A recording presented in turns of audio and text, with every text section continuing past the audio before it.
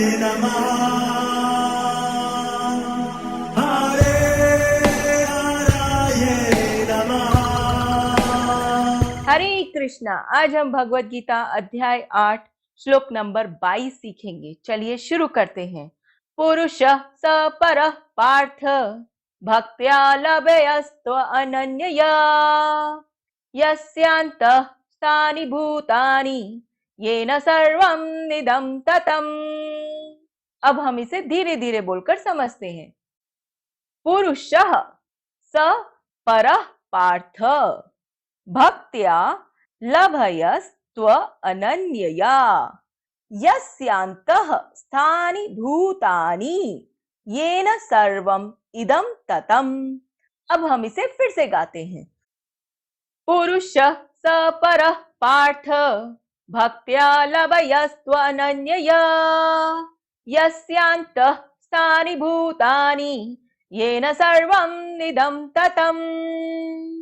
अब हम समझते हैं भगवान श्री कृष्ण इस श्लोक में क्या कह रहे हैं। भगवान जो सबसे महान है, अनन्य भक्ति द्वारा ही प्राप्त किए जा सकते हैं। यद्यपि वे अपने धाम में विराजमान रहते हैं, तो भी वे सर्वव्यापी हैं और उनमें सब कुछ स्थित है। हरे कृष्णा। चलिए अब हम प्रभु जी से इस श्लोक के बारे में और अच्छे से जानते हैं। हरे कृष्णा। तो भगवान श्री कृष्ण इतने सुंदर तरीके से हमें समझा रहे हैं। पहले बताया कि यह संसार कैसा है, तो दुखालयम अशाश्वत करके बताया। फिर बताया हम कौन है, जो जीवात्मा है, अव्यय है, अविनाशी है। फिर बताया कि हमारी परम गति क्या है, तो बताया गया भगवान का जो परम धाम है वह हमारा परम गंतव्य है। अब सब कुछ बता दिया, अब बता रहे हैं वहां पर पहुंचेंगे कैसे। जिस भगवान श्री कृष्ण ने बताया कि मेरा जो परम धाम है, जिसको प्राप्त होकर इस संसार में वापस नहीं आना पड़ता, ऐसे परम धाम को कैसे प्राप्त करेंगे।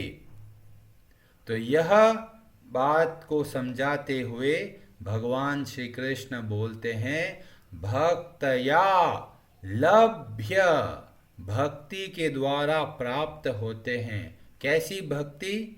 अनन्य, अनन्य भक्ति के द्वारा।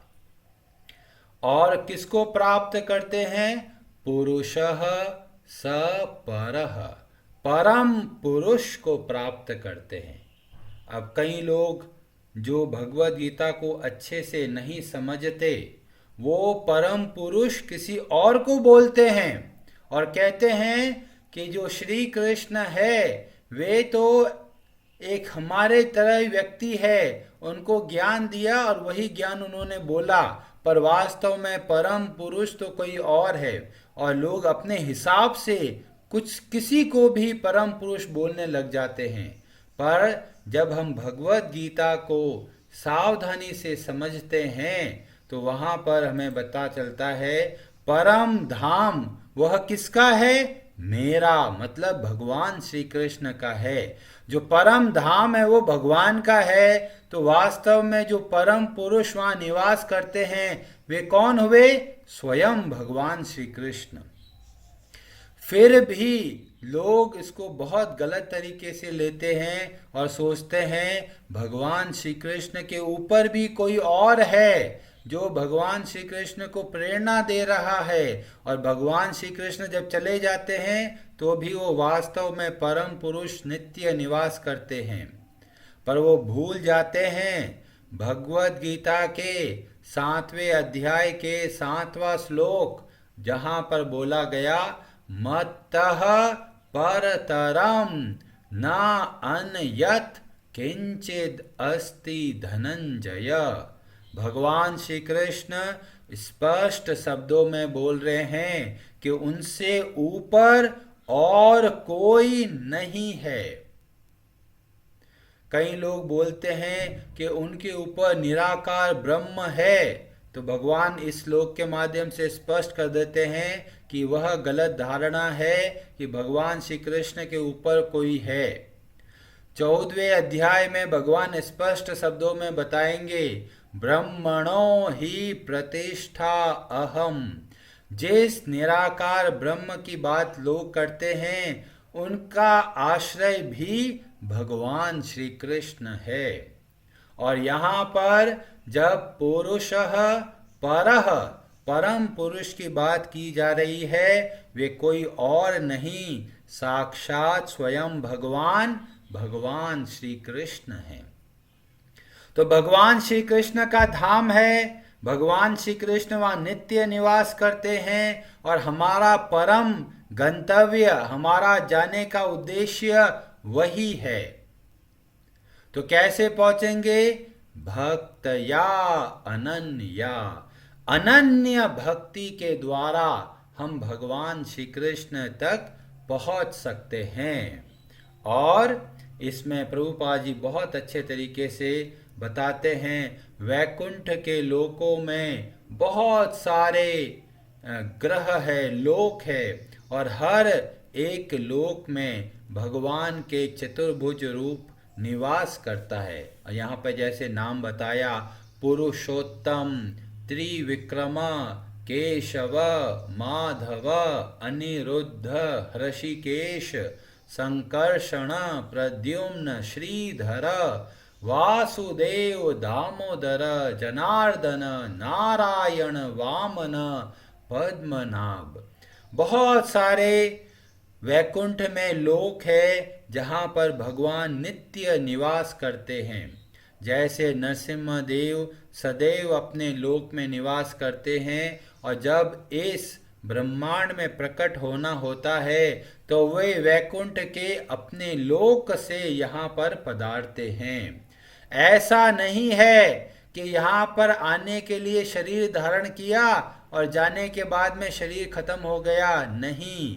भगवान का हर रूप नित्य है, सनातन है, वे सदैव निवास करते हैं अपने लोकों में और वहीं से प्रकट होते हैं।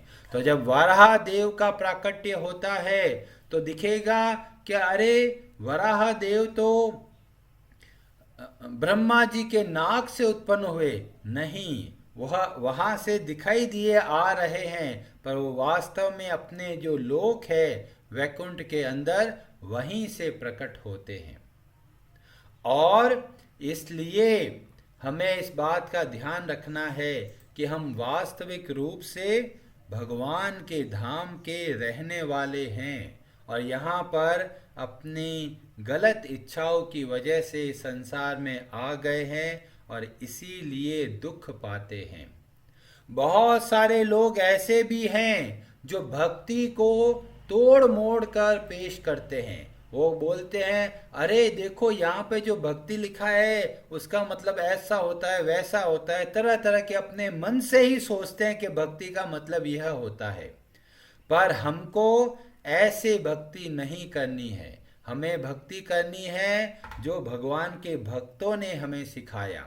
और इस भक्ति के बारे में वर्णन आता है कि भक्ति की परिभाषा क्या होती है, तो हमें भक्ति के बारे में बताते हैं नारद जी।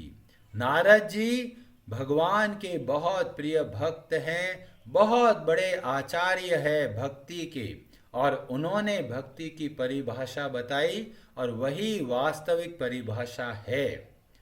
वहाँ पर वर्णन आता है एक पुस्तक जिसका नाम है नारद पंचरात्र, जो वास्तव में भगवान शिव और नारद जी के बारे में बातचीत होती है। नारद जी को ट्रेनिंग मिली है भगवान शिव से, और नारद जी बोलते हैं, सर्व उपाधि विनिर्मुक्तम तत्परत्वेन निर्मलम ऋषिकेन ऋषिकेश सेवनम भक्तिर उच्यते। भक्ति की परिभाषा क्या है? जंगल में जाके भक्ति करेंगे या घर में रह के करेंगे? तो बोलते हैं उससे कोई लेना देना नहीं है। एक आधी लाइन के अंदर भक्ति का परिभाषा बता दिया, ऋषिकेन ऋषिकेश सेवनम। ऋषिकेन मतलब हमारी जो इंद्रिया है, हमारे जो 5 इंद्रिया है, ज्ञानेंद्रिया और 5 कर्मेंद्रिया है, उसके द्वारा सेवा करनी है। सेवनम, किसकी सेवा करें? खुद की नहीं, ऋषिकेश। ऋषिकेश मतलब जो इंद्रियों के स्वामी है, मतलब भगवान श्री कृष्ण।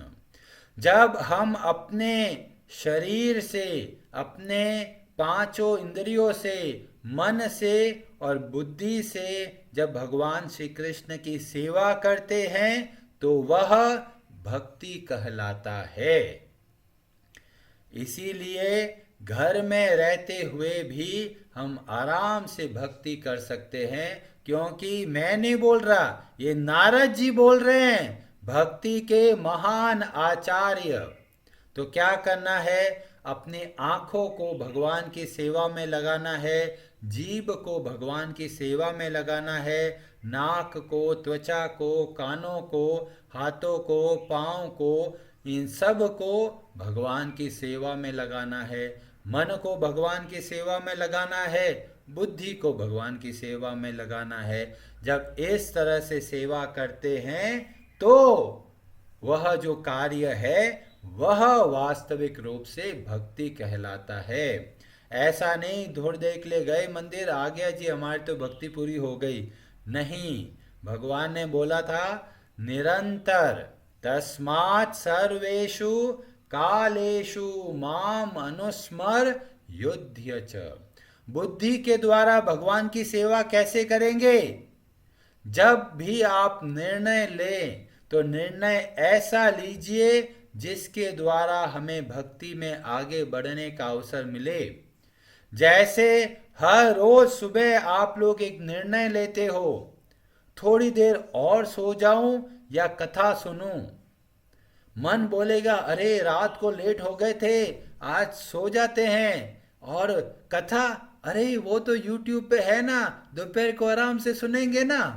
तो इस तरह से मन एक तरफ बोलेगा, दूसरी तरफ बुद्धि बोलेगी नहीं। जब सुबह उठते हैं नियम से और सावधानी पूर्वक सुनने का प्रयास करते हैं तो हमें बहुत अनुभव प्राप्त होता है। तो बुद्धि बोलेगी अब बताओ क्या करें। एक तरफ मन बोल रहा है सो जाते हैं, दूसरी तरफ बोलता है नहीं, सुबह उठ के सुनना बहुत उत्तम है। और उस वक्त आप जो बुद्धि से निर्णय लेते हो, वो निर्णय करने में हमें इस बात का ध्यान रखना है कि ऐसा निर्णय ले जो हमारी भक्ति को बढ़ाए। और जब इस तरह से निर्णय लेते हैं तो बुद्धि के द्वारा भगवान की सेवा करते हैं। और मन के द्वारा भगवान की सेवा कैसे करते हैं? हर कार्य को भगवान का स्मरण करते हुए कार्य करना, इससे हम अपने मन को भगवान की सेवा में लगा सकते हैं। जीभ को भगवान की सेवा में कैसे लगाएं? बहुत आसान है। स्वादिष्ट भोजन करिए, स्वादिष्ट भोजन खाइए, पर वह भोजन जो भगवान श्री कृष्ण को अर्पण होता है, ऐसे भोजन को ग्रहण कीजिए। और जीभ के द्वारा भगवान श्री कृष्ण के नाम को जपिए, भगवान श्री कृष्ण की कथा बताइए परिवार के अन्य सदस्यों को, और इस तरह से आप अपनी जीभ को भगवान की सेवा में लगा सकते हैं। हम लोग जब महाराज अम्बरीश की कथा बताए थे, उसमें बताया किस तरह से हम अपने पूरे शरीर के द्वारा भगवान की सेवा कर सकते हैं। और इसीलिए भक्ति की परिभाषा के अनुसार जब हम भगवान श्री कृष्ण की सेवा करते हैं उसी को भक्ति कहते हैं। ऐसा नहीं है कि बस ये कर लिया हो गई भक्ति, वो कर लिया यह हो गई भक्ति। इसके द्वारा हमें समझना है। तो भक्ति समझ में आ गई। भक्ति का मतलब भगवान श्री कृष्ण की सेवा। अन्य देवी देवताओं की भक्ति कोई भक्ति कहलाती है? तो नारद जी ने यहाँ पे साफ बोला है, ऋषिकेश भगवान श्री कृष्ण की ही सेवा करते हैं, केवल उसी को ही भक्ति कहते हैं। तो भक्ति के बारे में पता चल गया। अनन्य बहुत महत्वपूर्ण शब्द है। जब हम भक्ति करें पूर्ण आश्रय के साथ में करें। ऐसा नहीं थोड़ा समय इधर लगा देता हूँ, थोड़ा समय उधर लगा देता हूँ, थोड़ा समय भगवान की भक्ति भी कर लूँगा, बाय चांस एक काम नहीं किया तो दूसरा तो काम करेगा, दूसरा नहीं तो तीसरा तो काम करेगा। और इसीलिए बहुत सारे लोग एक माला इसकी जप करते हैं, एक माला उसकी जप करते हैं, एक माला उसकी जप करते हैं, और सोचते हैं बाई चांस एक नहीं आए तो दूसरा तो आएगा, दूसरा नहीं तो तीसरा तो आएगा। और ये ऐसा ही होता है कि जैसे कोई व्यक्ति एक ऊंची बिल्डिंग से गलती से गिर जाता है, अब वो गिर रहा है, अब गिरते गिरते याद आ रहा है अरे मैं किसकी पूजा करता था, बोलेंगे देवता 1, फिर थोड़ा हमारे यार वो तो आए नहीं, चलो देवता 2 की पूजा करते हैं, और गिरते गिरते तक कन्फ्यूजन हो गया, पता ही नहीं हम किसके भक्त हैं। और देवता लोग भी सोच रहे हैं अरे ये मेरे को बुला रहा था, मैं आने वाला था, जितने में इसने टोन चेंज कर ली, अब दूसरे को बुलाने लगे और वो वहीं पे रुक गए। दूसरा कहता ठीक है मैं आने वाला हूँ, फिर चेंज। तो कहते हैं ऐसे भक्ति से काम नहीं चलेगा। जब हमें भक्ति करनी है तो एक भगवान की भक्ति करनी है, एक मंत्र के द्वारा भक्ति करनी है। पूर्ण आश्रय ना अन्य, इसी को बोलते हैं अनन्य। और इस तरह से अनन्य भाव से भगवान श्री कृष्ण की भक्ति करते हैं तो हमें भक्ति का लाभ मिलता है। और भक्ति का लाभ क्या है? भगवान श्री कृष्ण के साथ नित्य स्मरण। और कहीं लोग ऐसा भी करने लग जाते हैं अरे राम जी बड़े हैं, कृष्ण भगवान बड़े हैं, नरसिंह भगवान बड़े हैं, तरह तरह के देवी देवताओं के बारे में विचार करते रहते हैं। इसीलिए तस्मात् शास्त्र प्रमाणम, शास्त्र हमें क्या सिखाता है उसके अनुसार हमें निर्णय लेना है। तो देवी देवताओं के बारे में भगवान श्री कृष्ण ने स्पष्ट सब बता दिया। अब भगवान श्री हरि के ही बहुत सारे रूप है, उनमें से किसकी पूजा करें? अगर पहले से ही भक्ति नहीं कर रहे तो बताया गया भगवान श्री कृष्ण की पूजा कीजिए, क्योंकि ब्रह्म संहिता में वर्णन आता है रामादि मूर्तिषु कला नियमेन तेष्ठान नानावतारम अकरोद भुवनेषु। जैसे भगवान श्री राम है, भगवान नरसिम्हा देव है, वामन देव है, तरह तरह के अवतार लेके प्रकट होते हैं।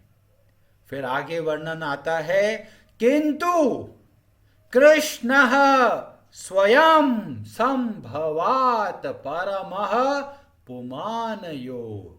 किंतु जो भगवान श्री कृष्ण है स्वयं संभवात परमः पुमान, जो साक्षात स्वयं भगवान है वे भगवान श्री कृष्ण है। गोविंदम आदि पुरुषम तम अहम भजामि, ऐसे श्री गोविंद का हम भजन करते हैं। भागवतम में ही ऐसा वर्णन आता है, 24-22 अवतारों का वर्णन आता है। और बहुत सारे अवतारों का वर्णन होने के बाद में फिर बहुत महत्वपूर्ण श्लोक में बताया जाता है कि एते चांस कलाह पुंसः कृष्णस्तु भगवान स्वयं। तो ये भगवान श्री कृष्ण स्वयं भगवान है। अब कई लोग बोलेंगे अरे प्रभु जी हम तो भगवान श्री राम के अंदर बहुत भक्ति का भाव है, तो क्या उनको छोड़ दें? नहीं, अगर आपने अपनी भक्ति को स्थिर कर लिया है भगवान के जिस रूप में, उसी की पूजा कीजिए। हनुमान जी है, उनको सब पता है, सारे शास्त्रों का अध्ययन किया है, उनको पता है कृष्णस्तु भगवान स्वयं, पर फिर भी वे भगवान श्री राम के प्रति बहुत अद्भुत भक्ति रखते हैं। तो जिस भगवान के रूप को आप बहुत प्रेम से पूजा करते हैं, आप उनकी पूजा करते रहिए, क्योंकि वो आपकी स्वाभाविक भक्ति है। और अभी तक अगर स्थिर नहीं हुए हैं तो आप भगवान श्री कृष्ण की भक्ति कीजिए। अब कई लोग बोलेंगे, अरे प्रभु जी आप तो भेदभाव कर रहे हो, भगवान श्री राम को ऐसा बोलते हो, भगवान कृष्ण को ऐसा बोलते हो। तो बोला कि शक्ति में कोई अंतर नहीं है, जो भगवान श्री राम है वही भगवान श्री कृष्ण है। तो फिर अंतर कहाँ पर आ जाता है कि अंतर आता है केवल भाव में। भाव में अंतर कैसा आ जाता है? भाव में अंतर इस तरह से आता है कि भगवान श्री राम के साथ में हम एक जो मित्रता का भाव रख सकते हैं, क्योंकि उन्होंने बताया सुग्रीव के माध्यम से, विभीषण के माध्यम से एक स्वामी और सेवक का भाव बताया। हनुमान जी और भगवान श्री राम के बीच में थोड़ा बहुत माधुर्य भाव भी दिखाया सीता जी के साथ में। पर जब भगवान श्री कृष्ण का देखते हैं तो उनके अंदर सारे भाव पूर्ण रूप से मिलते हैं। वहां पर ऐसा वर्णन आता है जैसा कि वृंदावन में भगवान श्री कृष्ण अपने भक्तों को अपने कंधे पे उठा के चलते हैं। जब खेलते हैं गोपगण बोलते हैं, अब कृष्णा आप हार गए हो, अब मेरे को बोरी की तरह उठा के लेके जाओ, और कृष्ण भगवान उठा के लेके जाते हैं। तो वृंदावन में हमें हर भाव को पूर्ण रूप से देखने को मिलता है, और इसीलिए भगवान श्री कृष्ण के साथ हर तरह का हम संबंध निभा सकते हैं। और इसीलिए भगवान श्री कृष्ण को बोला कि वे स्वयं भगवान है, हर तरह का भाव रख सकते हैं। कोई बोलेगा भगवान विष्णु के ऊपर चढ़ के भागोगे, नहीं नहीं नहीं। भगवान राम के ऊपर चढ़ के भागोगे, नहीं। पर भगवान कृष्ण के ऊपर, हाँ जी, वे तो हमारे प्रिय भगवान श्री हरि, जो वास्तव में भगवान कृष्ण ही है। तो इस तरह से भगवान कृष्ण हमें बहुत अपनापन देते हैं। जैसे परिवार में जैसे कोई जज है, वह वापस घर में आता है और अपना बेटा जो आता है, बेटा भले ही वो जज है पर बेटा उनके ऊपर बैठ जाता है, क्या भाई पिताजी आप घोड़ा बनो, और वो घोड़े की तरह चलते हैं। और यही जज साहब जब बाहर जाते हैं तो सब लोग सलाम ठोकते हैं, कोई उनके ऊपर नहीं चढ़ सकता। तो यही अंतर है भगवान श्री कृष्ण के साथ हर तरह का भाव हम रख सकते हैं, क्योंकि वह भगवान का वास्तविक बहुत ही स्वाभाविक रूप है। हरे कृष्णा जी, आप सबका बहुत बहुत धन्यवाद। और जब भगवान श्री कृष्ण हमें बताते हैं अनन्य भक्ति के द्वारा हमें भगवान श्री कृष्ण की भक्ति करनी है, तो जीवन में उसके अनुसार थोड़ा थोड़ा बदलाव लेके आना है। हरे कृष्णा जी। हरे हरे नमः।